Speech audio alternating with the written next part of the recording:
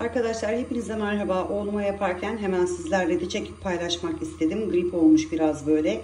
Hem öksürüyor hem boğaz ağrısı var. Hem burun akıntısı var. Şimdi onun için bir bitki çayı hazırlayacağım. Sizlerle de paylaşayım dedim.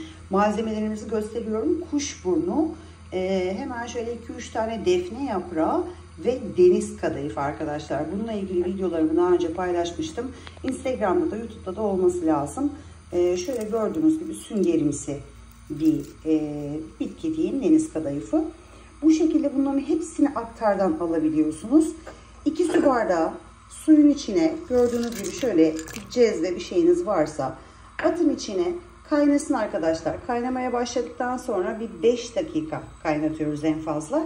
Daha sonrasında kapatıp ılındıktan sonra süzüyoruz. Hemen süzdükten sonra da isterseniz içine birazcık limon sıkıp biraz ballı tatlandırabilirsiniz.